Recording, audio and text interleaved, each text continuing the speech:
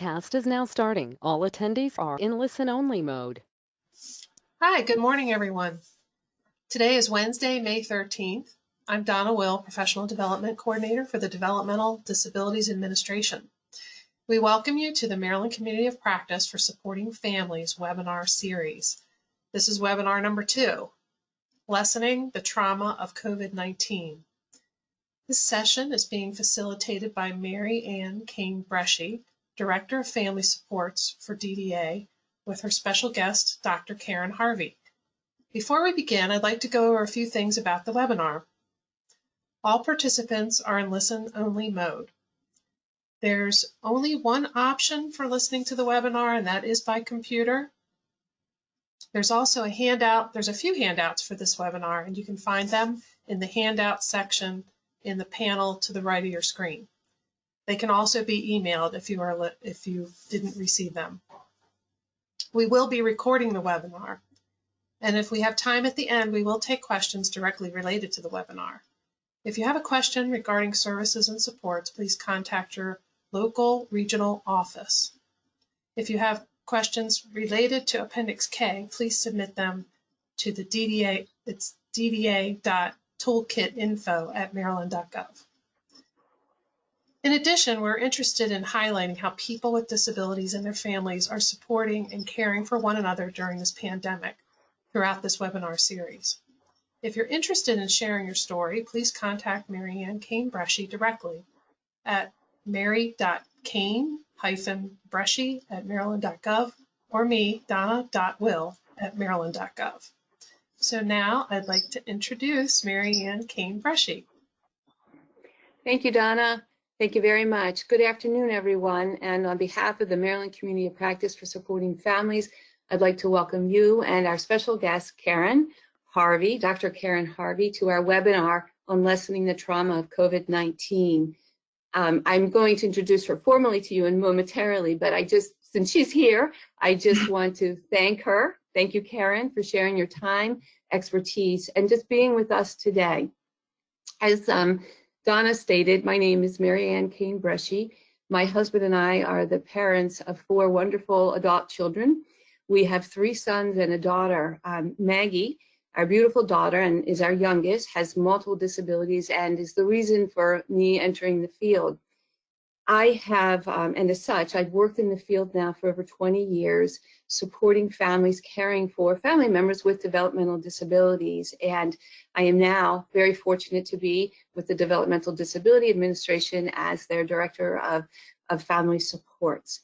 Throughout this series for supporting families, our goal is to bring people with disabilities and families and other people and others together in order to connect and share important information and ideas in an effort to support one another as we find our way through this pandemic and beyond, because there is going to be a beyond, and so that's always part of the equation. So to this end, over the next couple of months, we'll be discussing, I, along with special guests and subject matter experts, will be discussing and addressing a variety of topics and concerns individuals and families face directly related to COVID-19, but in life and their life as they experience it, and beyond again. And we'll do this, of course, through the lens of charting the life course framework. For those of you who are unfamiliar with charting the life course framework, it is a universal set of principles and tools that were developed by the University of Missouri, Kansas City, out of their Institute for Human Development Family-to-Family program. They were designed initially for people with disabilities and their families to assist them in developing a vision for their good life. And to help them to think about what they would need to know and do in order to achieve that, navigate and develop supports and resources, and then just really just discover what it would take to live the lives of their choosing and do that. The fundamental principle of charting the life course is that all people, not people and people with disabilities, but all people have the right to live, love, work, play, and learn and pursue their aspirations in the community. that being the fundamental principle, and then the others inform all of the work done by the National Community of Practice for Supporting Families across the lifespan, of which Maryland is a part, as well as the Developmental Disability Administration. And as we work, they inform us as we work to create regulations, policies, and practices to better support families as they care for and support their family members to lead, their best lives, their good lives across their lifespan. In this, this has happened again. The slide won't move. I apologize. So what I'm going to do what I did the last time. I'm going to escape, and then I'm going to get back into it.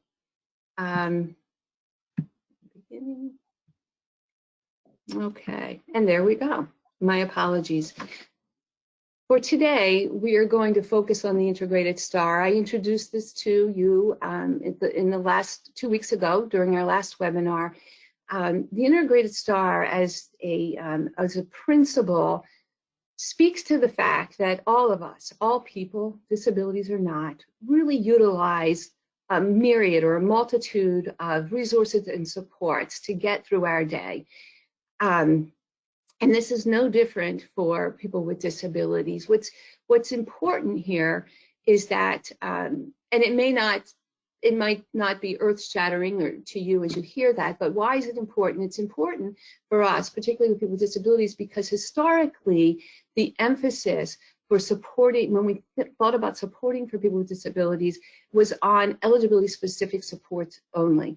And it really has only been in recent times that we really recognize and know that people with disabilities are sophisticated human beings and have far greater needs than just services.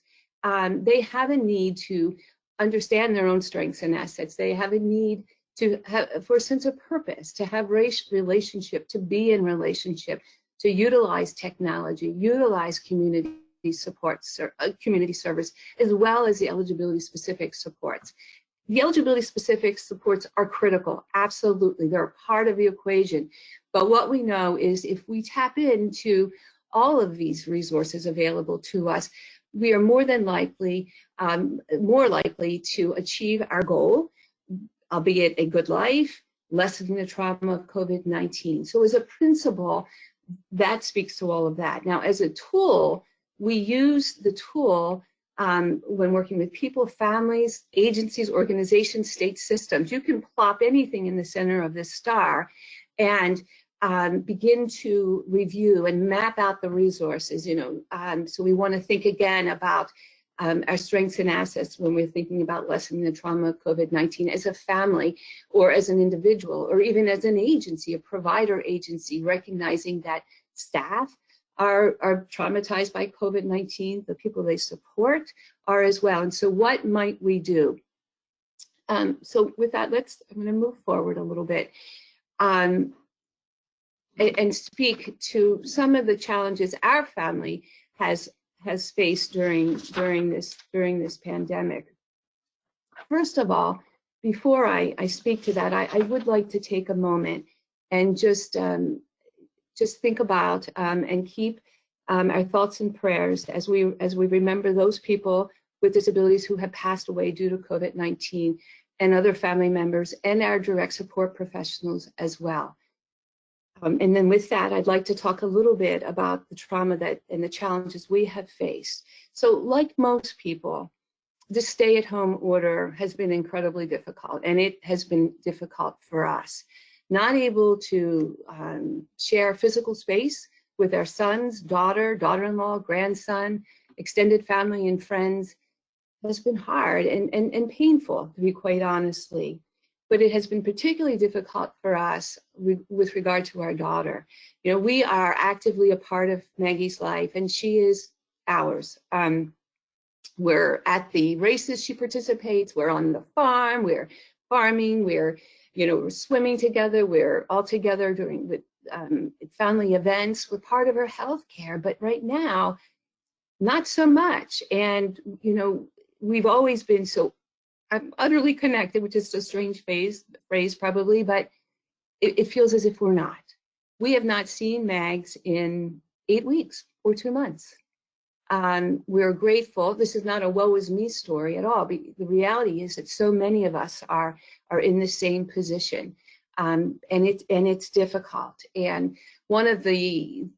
on top of this, one of the reflections we have had about all of this is that not only what makes it more difficult is that not only does the stay-at-home order isolate Mags from us and her from us from her, but it isolates her from her community. And the crazy thing is this, that here, all the work that we do to support Mags is to put supports in place so she can engage her community. You know, her challenges are such that she's not able to build the relationships easily that would establish her in her community. And COVID-19 is only making that more difficult and exacerbating, which I think my next point that I want to make is this, is that this is real. We're experiencing it, but what I have to recognize and realize is that this isolation, the sense of being isolated, is something that Maggie has lived with all of her life, as have so many people with disabilities, and to some extent the families that support them, and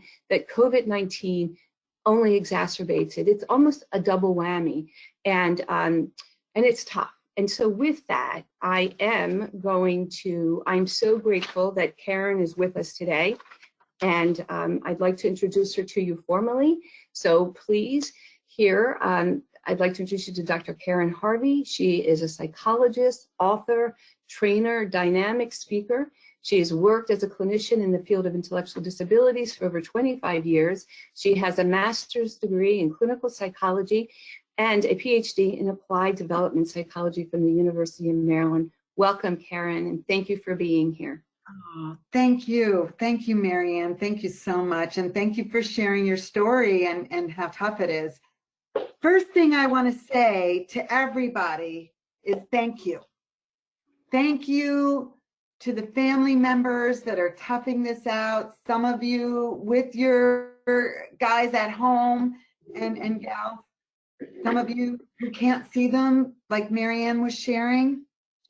Thank you so much. Thank you for hanging in there. Thank you for all your efforts. Thank you for all you do and all you've done. I want to thank, I know we have providers here. Thank you so much for the work you do. I think that we should be giving you all a standing ovation. So I'm going to stand up. Oh, you can't see me when I stand up. There you go. That was your standing ovation. So like they applaud every day for the healthcare workers in New York City, I'm applauding you. Thank you. Thank you and thank you to DDA, applauding you too. Thank you for all of you that we just understand the importance of this mission and crucial, and as Marianne was saying, the rights that all people have to live, love, play, and learn, and for that not to stop. And we can't let it stop. So I want to talk about COVID because this is what we're all going through. There's a psychologist named Francine Shapiro who talks about trauma. Actually, she just passed away last year and was an amazing pioneer in the trauma field. And she said, we know that the big traumas affect us, but the little traumas affect us as well. And things add up and they can really work at you. So right now, there's a lot of trauma. We have both big trauma and little trauma. So as Marianne referenced, we've lost people. And I'm so glad you took that moment to a moment of silence for everybody to honor them. So we've lost staff, we've lost some folks, we've lost relatives, some of us have lost friends, and most of us at least know someone who's lost someone. So I want to express my deepest sympathies and understand that that loss is trauma. Grief is trauma, and it deeply affects you, and it may be affecting you in ways that you don't even realize, because this is the reality of life. And it's very difficult that we can't have our usual ritual of memorial services or funerals, because that is very important in the resolution of grief. So I want to ask those of you who have lost someone to please find a way to memorialize that person for your sake as a part of your grief. That's really important. And my deepest sympathies to you again. So, you know, some people have, even if the family chooses not to do a memorial, they've Zoomed and shared memories, and that's very helpful. Other people have, you know, made scrapbooks or decorated a picture of that person, any way that you can memorialize and hopefully share with each other, those of you who have lost someone. That will help with your big T trauma, which is this grief and loss. Again, I have my deepest sympathies. Now, the little T trauma can affect you as well. So I'm going to talk today about the small aspects of this COVID and how they are destabilizing and how that affects you. And the big picture is that post-traumatic stress disorders, which we see next slide, post-traumatic stress disorder is I apologize. Right? No worries. So it's a spectrum, right? Oh, beautiful. So you may not have like severe PTSD and you know, you're really going through it and can't sleep and can't eat, but you may have little pieces of it because this is affecting all of us. And this has impacted us. So for a while I was saying to people, well, it's the new normal, but it's really not, because every day is different. Every day something changes. Someone you didn't know was sick gets sick. Something else changes. Something's restricted. Something's opened up that shouldn't be or should be, but you're afraid about it. Whatever it is, every day is different, and that's very difficult for humans, right? This is very hard. So next slide, effects of PTSD. I want to just hit on that very quickly, and then we'll look at the precursors that could be leading up to it. But what you may be going through and what families may be going through without realizing it. So I was in the grocery store the other day, which is about the extent of my interaction with anyone other than my husband. That's not based on technology. So I saw this mom and her daughter, adult daughter was pushing the cart and she had Down syndrome. And I said, wow, it's great how you're helping your mom. I said it from 6 feet apart with a mask on so they could barely hear me. But I wanted to acknowledge that this young woman was working really hard to help her mom. And the young woman turned to me and the first thing she said was, my dad died. Oh. Like, I'm so sorry. And then the mother turned to me and shook her head. She said, he died 20 years ago. Oh. The reality was she has PTSD. It broke my heart. And because of the trigger of COVID, we start re-experiencing past traumas. This is a thing that happens. So, you know, I was encouraging her, you know, of different sources to get therapy, because now, you know, we are almost all insurance companies are paying for therapy, teletherapy. But folks' stuff might be coming up and it might be time to try to get some help in that way. Because the first thing that happened was her past trauma came up. And then she went from her past trauma to her current trauma. And she said, and I lost my job, right? She worked at Michael's and she was wearing her Michael's shirt with the label over. I work at Michael's, but now I lost my job. I lost my job. So of course that was very upsetting as well. And it was, you know, that was a big piece of her life. So, you know, I saw these symptoms of PTSD in passing from a stranger, this sweet person. And many of the people I do therapy with folks, and many of the folks that I work with are really struggling because even if they only worked a few hours a week, that was their world and that was so important to them, and that's changed. And that's difficult. Next symptom, hypervigilance. We might find ourselves getting very controlling about little things. I'm driving my husband crazy. But, you know, I have to have everything in order all the time now. And I am not that kind of person, as those of you who know me know. And he's like, what's with you? But, you know, I realized, oh, I'm getting a little hypervigilant. Just trying to control things because things are out of control. This is a normal response. Dissociating or freezing. I have a friend who's watching a marathon Netflix all the time. She's like, I'm moving through molasses. Many of us find ourselves not being able to get things done because we're not all here. We're trying to process this giant change. That's dissociating, right? We're not even able to engage in the ways we've engaged. Several people have told me they forget everything all the time. These are young people. I was like, oh, good. I thought I was developing dementia. I might still be, but even the young people are forgetting things. This is part of this giant change in the trauma of COVID. Our entire world has been turned upside down. We have been catapulted into an alternative universe. That's no small thing. You got to give yourself a break. This affects you, all of us, right? And then those of you that have kids in services, you can't see your kids. That's so difficult. That's so hard, you know? And those of us that have our kids at home, or some of you that have your kids at home, that's tough too. So I just started seeing somebody who has autism, and he's so upset, and he's with his mom, and you know, they're fighting all the time because he's not going to his program, and it's so difficult for him because he has autism and his routine was disrupted. So mom is just scrambling to create a routine and have nice, you know, lists on the wall and signals and everything she can do to restructure his life, because that lack of structure just threw him into chaos. Negative, next one, negative alteration, cognition, and mood, that sense of impending doom. We may feel ourselves overwhelmed with a sense of doom, a loss of hope, depression, feelings of that this will never change. I keep this right here, right behind me. Don't lose hope. This will change, like Marianne said. We will come out of this.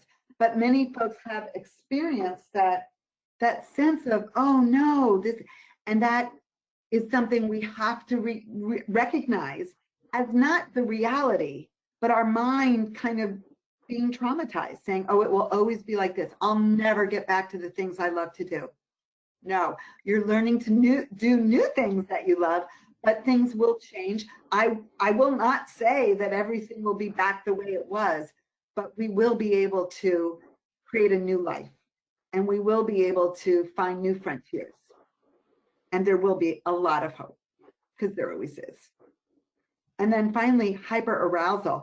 Those of you with young children, or perhaps folks with some, you know, mental health issues, you might find that they are in a hyper state, very agitated, might be breaking something. I'm working with somebody who's continually breaking his stuff and gets really upset because he can't do what he used to do. That's a symptom of trauma. That trauma category symptom is hyperarousal, and people startle easily, they'll break things, they'll get upset, and then they'll be disoriented. Like, why did I do that? What just happened? It's trauma. So we can access resources of therapy, we can access resources of each other.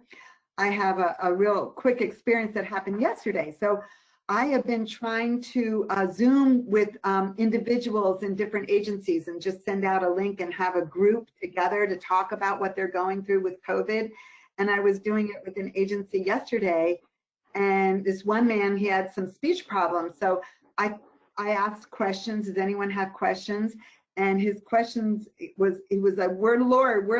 And I was thinking he was saying, when's it ending? So I kept saying, well, we don't know when it'll end. No, where's Lord? And then a staff that was there said, no, he's saying, where's Lori? And Lori was his instructor, right? And Lori was actually on the call. It was a big Zoom thing. And so she showed her face, and he was so happy. Like, and they were all like it was like Justin Bieber was there or something, like, Lori, oh my God, it's a rock star, it's a rock star. So, you know, people are missing each other, and they're missing the folks they love, and they're missing, so that's a big piece as well. That's tough, that's tough. So now I'm going to go, next slide, into the destabilizing conditions. So this This is the little T's, right? These are the things that are destabilizing us. Not being able to predict what's going to happen. That's really hard for our folks. It's very, very hard, but it's really hard for us. No kidding, right? None of us know what's next. None of us know what's next. And we're trying to negotiate.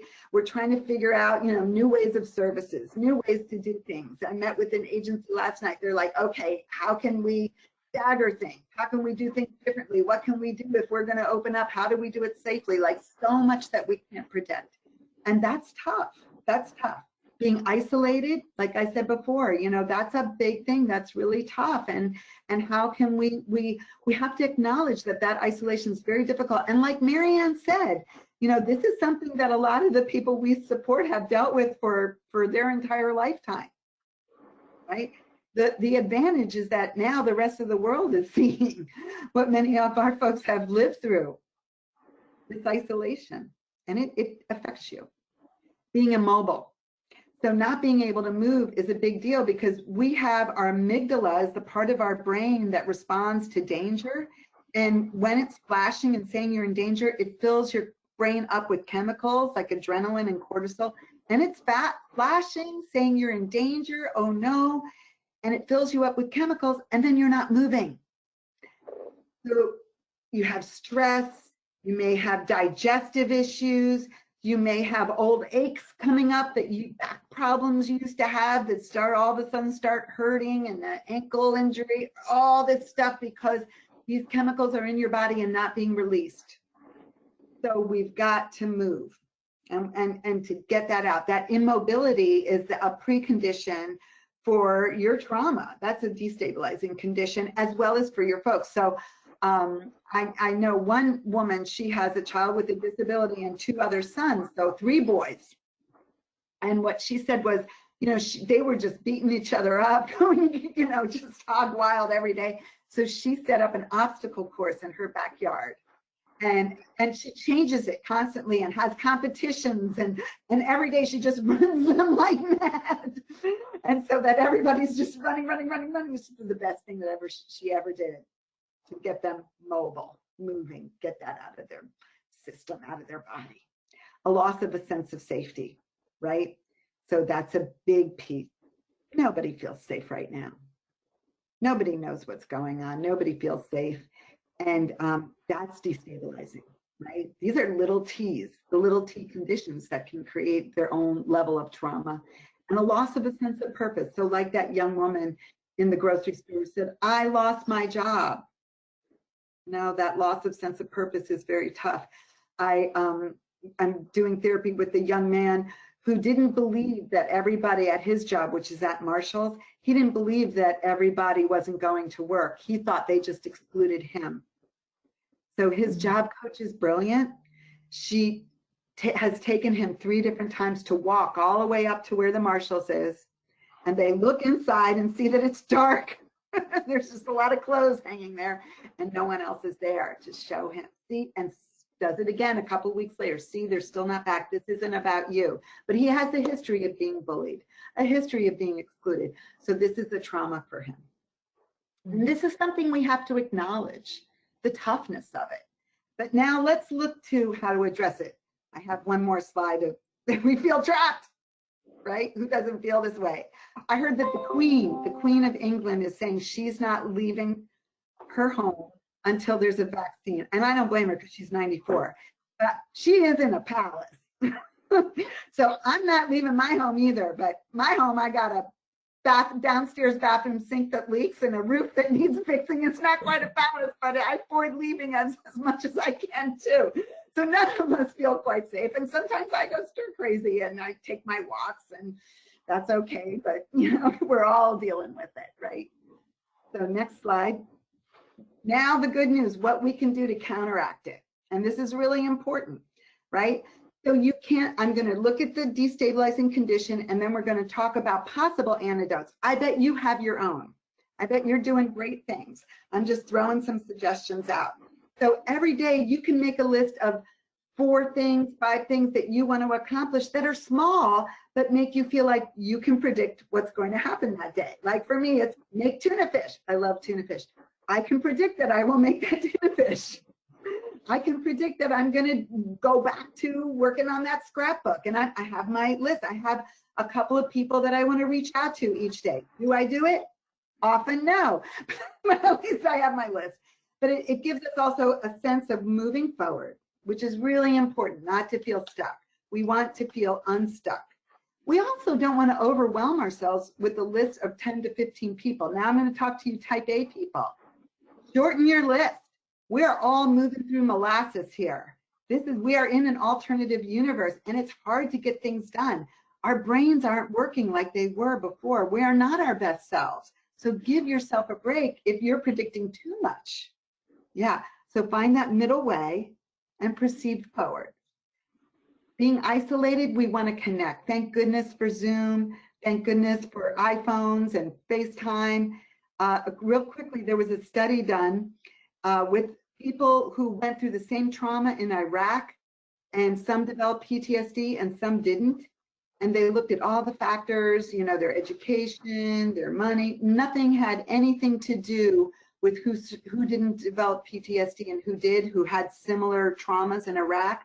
The ones who didn't develop PTSD all reported Skyping and FaceTiming with friends and family, and that they all had a network, large network. And the ones who developed PTSD and had lots of problems with it, really couldn't resume their lives when they got back, all reported having very few people that they were connected to or that they FaceTime with or connected to.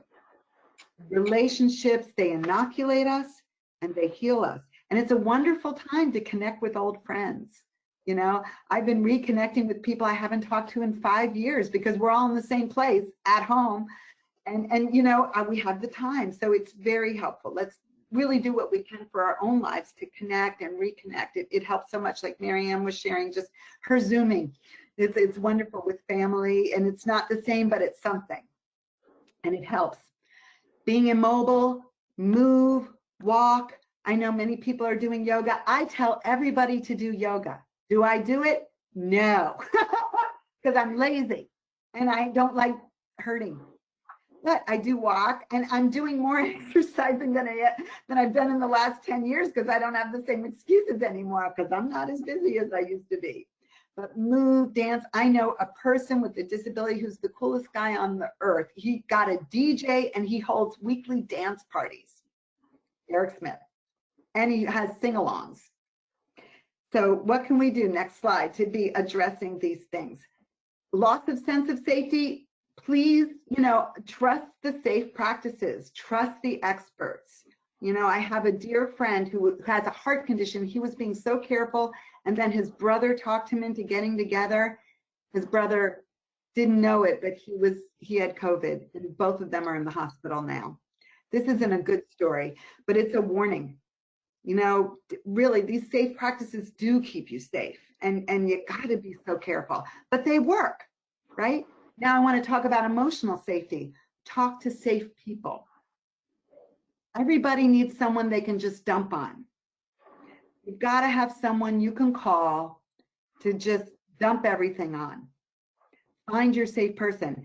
And if you talk to someone and they tell you everything you should be doing and everything that's wrong with you and why didn't you realize this and why didn't you know that, cut them off. You don't need that.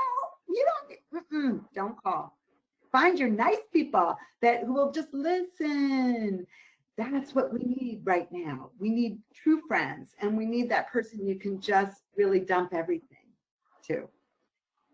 Next, limit your news intake.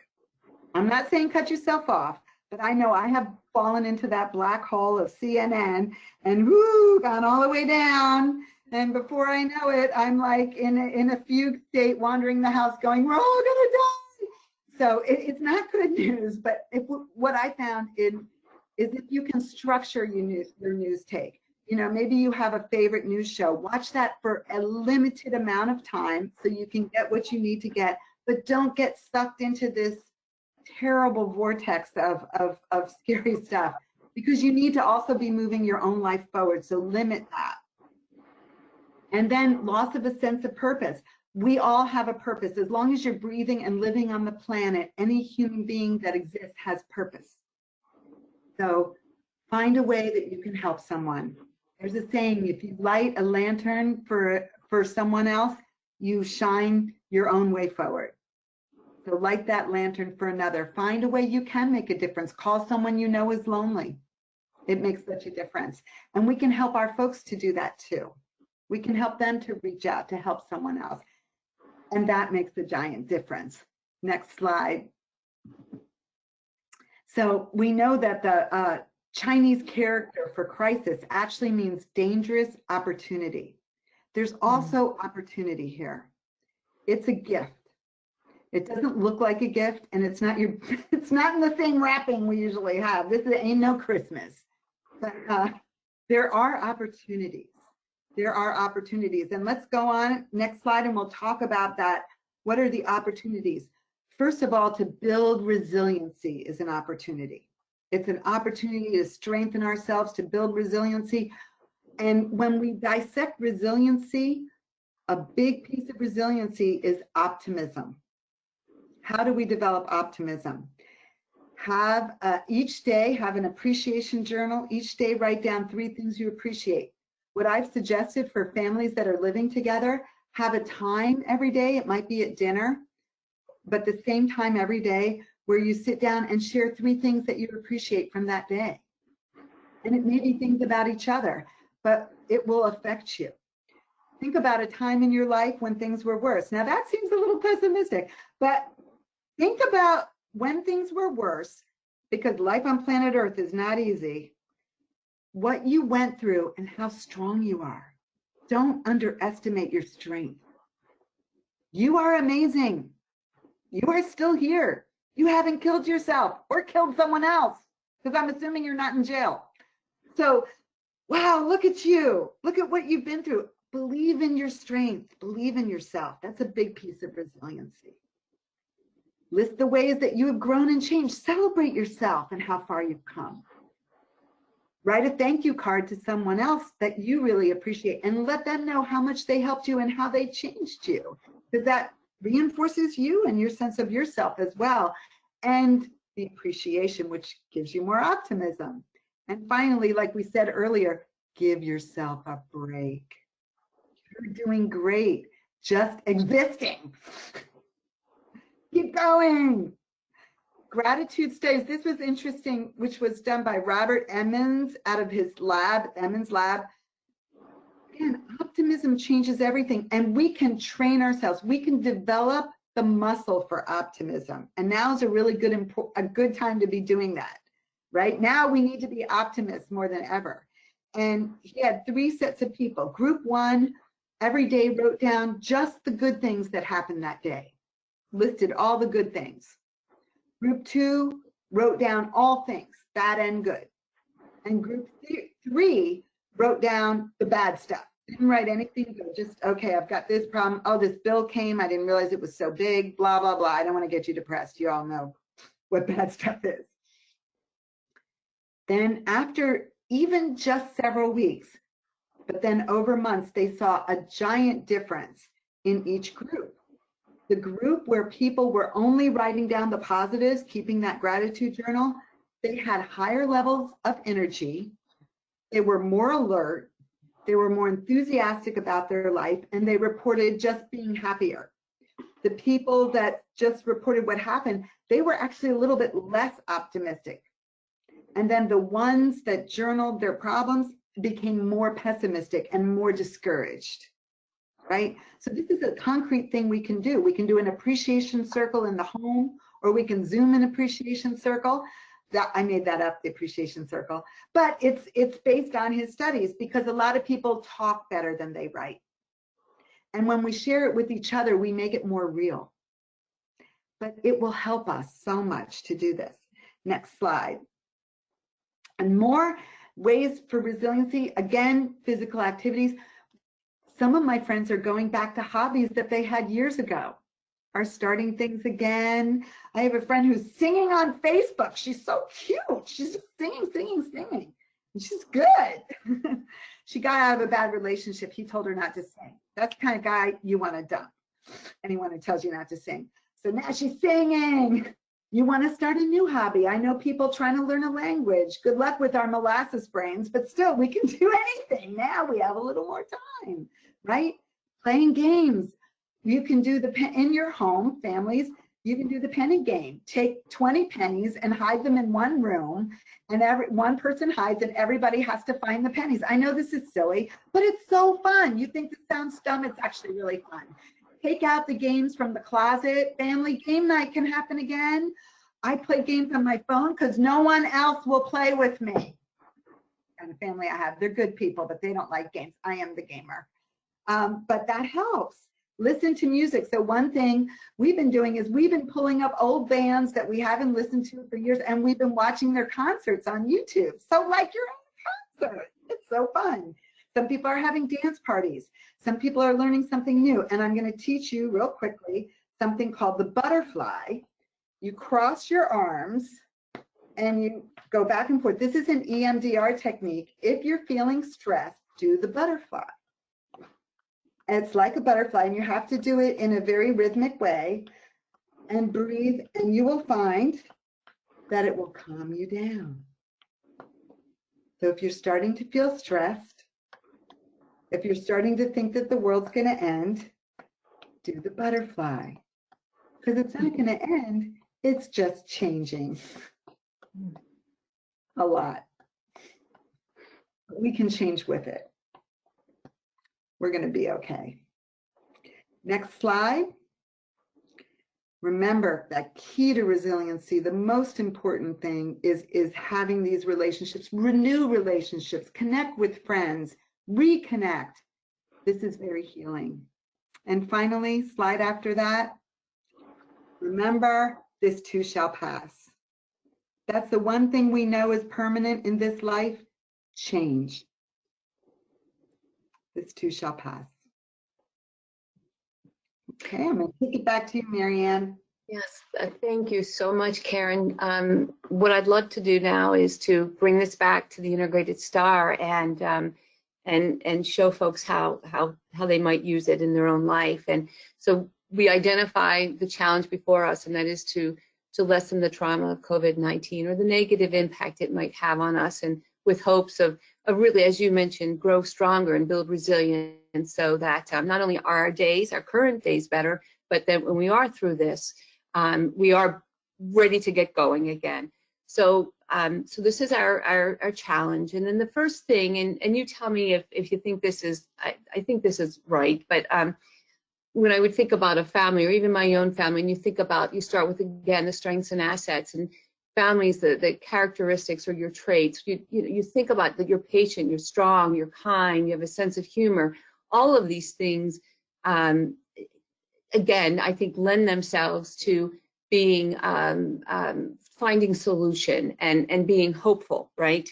And then the next, with regard to relationships, and you spoke often about reaching out to friends and family, but in my mind too, there are other folks that you certainly are staff, but our neighbors and clergy of all faith. I think if you can identify those folks to be able to reach out to them to support you, counselors and teachers for families caring for young people with developmental disabilities who are still in school. And I know there's a lot of struggle around just trying to get homework done and those kinds of things. Can you reach out to your son or daughter's educator? Technology is huge. Well, I shouldn't even have to talk about this. We're all utilizing so much of the iPhone, the laptop, the iPad. But I do want to say something here. The real issue for many people is that they don't have access to technology, but there are ways, and we are going to provide some resources to you and ways to think about that a little bit later. Community resources, what's available to you, all of the social, the online learning and crafting and exercising, all of these things speak to the very things that you talked about, Karyn. Joining in these together, movement is so important to releasing and letting go of trauma and what have you. And then finally, we've got our eligibility specific supports. And so for people who with disability, these are important. As I said earlier, they're not the only thing. They are critical to what life looks like. And I want to give a shout out to the Appendix K. This is DDA's Appendix K was approved, and it's services that we've been able to relax our regulations somewhat and become more flexible in our services and how they might be offered and provided, making it hopefully easier for folks to get the services they need, increase of services that they might need. And it's something that you definitely want to make yourself aware of and begin to think about how the role it might play in your family member's life and your own, and that can be found on our website. So all of these together are make it possible to begin to think about how we can lessen the trauma of COVID in our lives, and talked about utilizing the DDA, the eligibility specific supports. Talked about, Karyn, you spoke often about making the phone calls, the FaceTime, but I also like to throw something else. You know, we think about technology as literally the electronic stuff, but technology, the old technology, a pencil is a piece of technology, crayons, drawing, painting, all of these things are things that we can do and engage in that might give our day, if not more meaningful, it might make it more pleasurable, right? And again, connecting with your families, neighbors, rekindle hobbies. You said that. I love the appreciation circle. You know, it's so easy when we're down and out and we're exhausted by all of this to be appreciative of what we have. But I think we all do know that when we begin that, how much lighter we feel. And it does strengthen us and builds resiliency. And then I love the idea of the playing games. Karyn and I were on a phone call yesterday. I was just really touched by, we were with folks from another state around supporting families, and we had the opportunity to speak with another family member, and she supports her son in her own home and is connected with a whole group of families that are doing that. And together, one of the things that they've done is they come together. I don't remember if it's once a week because her son loves to play this game, but they play bingo. And he loves to call out the bingo. So I don't know if it's several times a week or once a week, but she had spoken prior to telling us about that often people with disabilities don't have friends. But through this activity, these young men and women are connecting, and some friendships are really blossoming, and this connection is taking place, which is just heartening for everyone, right? So these are the kinds of things I take away from your discussion, Karyn, and I don't know if you have anything else that you might want to add. No, that was so wonderful. So he used to call bingo at a nursing home, right? So he's very proud of his ability to call bingo.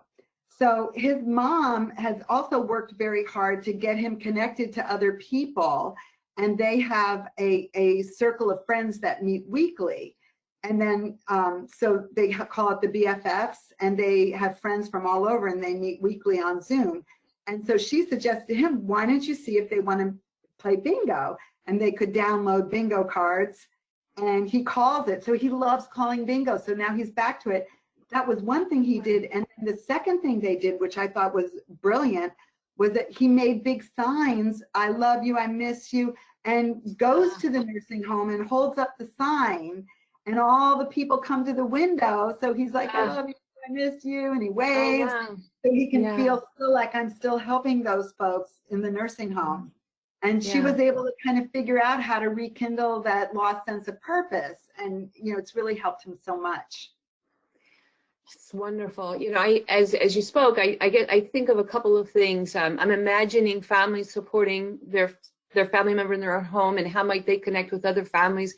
I'm also imagining providers who are supporting people within their organizations, and how might they organize something like this. So to your point earlier about that, the example of the young man who thought it was just him, and he was being excluded and being kept from work when he didn't realize that it really wasn't just him. And to what degree are our family members experiencing that, those being supported in provider agencies, and how might they address that? And then the other piece to this too, staff, our direct support professionals. I mean, they are on the front line. They are carrying, you know, I think the biggest the greatest weight of all of this, and how might all of this kind of activity connect? So how can we broaden it, enlarge our family, so to speak, so that we can really support everyone? Yeah, I really like that. So with that, so again, Karyn, thank you so much. And Karyn has, she'd love to, we have about literally 5 minutes to take some questions. So a little bit about that. We're happy to take some questions directly related to this webinar. If you have questions related to services and supports, we would gently ask you to contact your local regional office. And then if they're related to Appendix K, please submit them to this email site. So with that, I'll ask Erin, do we have any questions? Yes, it's Erin. Can you hear me? Yeah. Okay. Welcome. Great. We have first some real appreciation for the webinar and the discussion today that I want to share, and also a number of questions about sharing the slide deck. And so I know that will be up on the DDA website and shared with folks who registered for this as well. One question is, when people are experiencing hyperarousal, people are breaking things, how do you best support them in the moment? And then how do you follow up afterwards to provide comfort? Yeah, that's a really great question. I know it's so tough. It's so tough. Well, you know, everything is about catching it before it explodes. So when you see it starting, that's when you gotta get out, take a walk, take a minute. So when the person's beginning to get agitated, move with them if possible. If you can, get them moving, get them away from what just triggered them. Let's just go over here. Let's listen to music. Let's have some dancing right now. If you can catch it when you see it starting. If you can't catch it, which happens a lot too, right? It is what it is. So one thing that's really important is not to make that person feel ashamed of what they just did. Oh my God, look at what you just did. Do you realize? Because you can assume right now people are not doing these things deliberately. They're not doing it to try to hurt someone or get over or manipulate. They're doing it because all these chemicals have built up inside of them. They feel freaked out. They feel in danger. Their whole world, the rug has been pulled out from under them. So my experience is you just start something new. Okay, it happened. It is what it is. We'll clean it up. We'll get through this. But then you try to leave it alone and start something new. Because if you dwell on it, it's going to continue. You get in that loop of, then the person feels shame. Well, I'm a bad person. I know they're going to feel that anyway, but try to get them out of it. Look, you're going through a tough time. So am I. We all are. Things are crazy. Let's move on. Let's do something different. Get them out into something different. Great. Thank you. Great question. Yeah, thank you. And in the chat while you were speaking, somebody wrote in, you know, behavior is communication, right? And that's, yeah. Thank you. That's a good way to sum it up. I've been having a few behaviors myself. For sure. There was a reflection in the comments that I wanted to share that says, you know, this pandemic is really the closest thing to my sharing sort of how I feel with my anxiety and autism with the outside world. And I just think that's really insightful. And I wonder if either of you could really reflect on, do we use this moment to create understanding and empathy? Yeah. Do you want to say something, Marianne? Absolutely, and thank you for that statement. I think that this is a banner day for us in that that this is now an experience that's shared with the general population, and I do think that it's something that we want to I don't want to use the word capitalize, but that seems too harsh, but to address, and as a result of that, the goal would be to ultimately, and this is what the work of the community of practice is, to really begin to create a community, our Baltimore, our Maryland, that really is accessible and welcoming to people with disabilities and families in all of the very different ways that we mean. Because so yeah, I think this is a tremendous opportunity for us. And I know the Maryland Community Practice will be thinking about that, and I know DDA will be thinking. I know all of us will be thinking about that. So thank you. Go ahead, Karyn. Great insight. I just say, wow, thank you for sharing. That's so true, isn't it? It's almost like a sensitivity training for all of us. Yeah, thank you. Do you have any more questions, Erin? You know, to keep us on time, I'm going to turn it back to the two of you to wrap it up. Thank you so much. Okay. Well, thank you, and thank you for those questions. Here's a wonderful slide that, believe it or not, this is not our last slide. We have a resource slide, but this is the last slide of the presentation. And Karyn, do you want to take it? So here is a great quote from Daisaku Ikeda, and he's with Nelson Mandela. He's a great Buddhist philosopher, and here he is with Nelson Mandela. So I wanted to talk for 1 minute about Nelson Mandela, who was in prison for 27 years, right? Mm-hmm. So many people have said to me, I feel like I'm in prison. I can't get out of my house. I can't get out of here. I can't do this. In that 27 years, he trained himself. In his book, he writes about how he had a traumatic childhood. And when in prison, he boxed and he got strong and he released all that trauma. He studied, he got ready for his mission. And during that period of being in prison, he trained himself. And he came out, and not only did he change South Africa, he changed the world. And Daisaku Ikeda says, life is best lived by being bold and daring. People tend to grow fearful when they face failure, face a daunting challenge, or fall ill. Yet it is precisely that time to become even bolder. That is the time. Those who are victors at heart are the greatest of all champions. So I want to encourage all of you, you're victors at heart. You know, take this, be bold, move forward, do something new, do something different, make it a time of strengthening because you have that strength within you. Thank you. Thank you, Karyn.